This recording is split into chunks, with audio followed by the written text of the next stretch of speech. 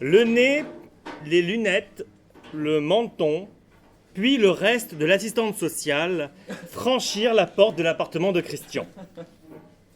Christian et sa copine formaient un adorable petit couple infertile. Depuis tant d'années, ils avaient planté en vain leurs graines dans toutes les éprouvettes de fécondation in vitro de Toulouse à Barcelone.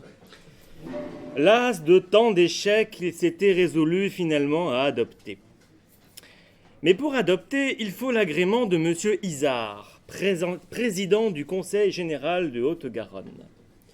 Christian le savait.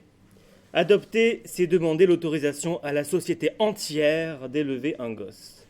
Et en cette heure et en ce lieu, la société entière, c'était M. Isard, représenté par cette assistante sociale qui avait bien plus de rondeur dans le nez que dans la poitrine.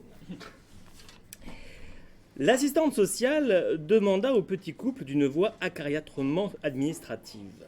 « Vos parents vous ont-ils aidé à l'école quand vous étiez petit ?»« Ah oui, ils nous ont beaucoup poussé pour que nous réussissions nos études. »« Ah bon ?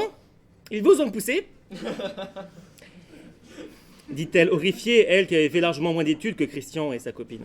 « Ils n'ont donc pas tenu compte des désirs de vous, enfants ?» récita-t-elle. Ils ont projeté sur vous une réussite qu'eux-mêmes n'ont pas eue. Racontez-moi votre vie, votre couple, votre histoire. Christian prenait garde à ne rien dire de trop sincère, afin de rester dans le référentiel convenu des couples bien comme il faut. Il ne parla pas de ses soirées, lampe de poche au bain de Saint-Aubin, ni de ses tribulations au Shanghai. L'assistante sociale demanda à visiter l'appartement. Elle compta les chambres. Plus on est riche, plus on a de chambres, plus on peut recevoir l'agrément. On n'y pense même pas à adopter si tu es en T2 ou en colocation. Suivant le protocole d'agrémentation, Christian dut ensuite aller voir 3 fois le psychiatre. Mais il n'avait rien à dire. C'est difficile de démontrer à un psychiatre qu'on va bien. Le psychiatre demanda à Christian de parler de sa vie sexuelle. Christian se demanda ce que pouvait être une sexualité acceptable pour un psychiatre. Il se prit donc à lui raconter une histoire de position du missionnaire un dimanche sur 2. Et le psychiatre, ce pervers, notait tout pour M. Isard. Christian et son ami furent convoqués ensuite à des réunions où on les informa des endroits où l'on pouvait trouver des gosses à ramener. On leur expliqua qu'en France, il n'y a plus personne à adopter. Il faudrait se tourner vers l'international.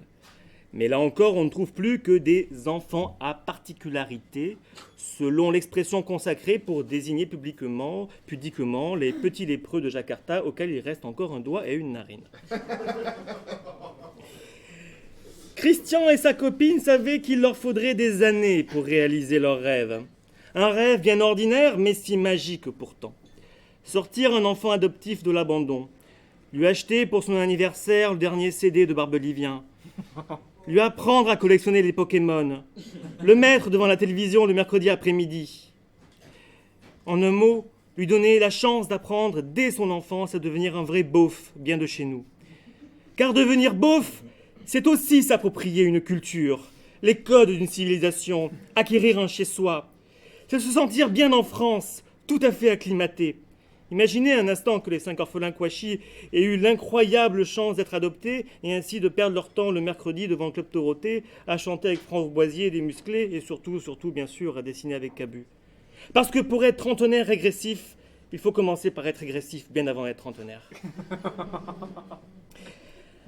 Allongé sur le divan du psychiatre, Christian se dit que tous les enfants abandonnés trouvent toujours une famille au final. Quand la France n'adopte pas ses propres orphelins, c'est le Yémen et la Syrie qui offrent aux petits Français un foyer, une base, Al-Qaïda en arabe. Ils deviennent alors les beaufs d'une autre médiocrité, d'une autre rancœur, d'une autre bêtise. Christian voulait offrir en France une bêtise bien française à son petit. Car on se sent très intelligent, très aimé quand on partage une bêtise identique à celle de son entourage. Christian se dit sur son divan que tous les monsieur Isard du monde devraient se donner la main. Qu'ils soient président de conseil général ou imam de camp d'entraînement, tous ceux qui organisent la logistique des enfants abandonnés devraient s'unir et partager ensemble la même bêtise pour une standardisation mondiale de la bêtise. afin que les petits orphelins du monde entier puissent rire ensemble et s'en chahuter des mêmes caricatures.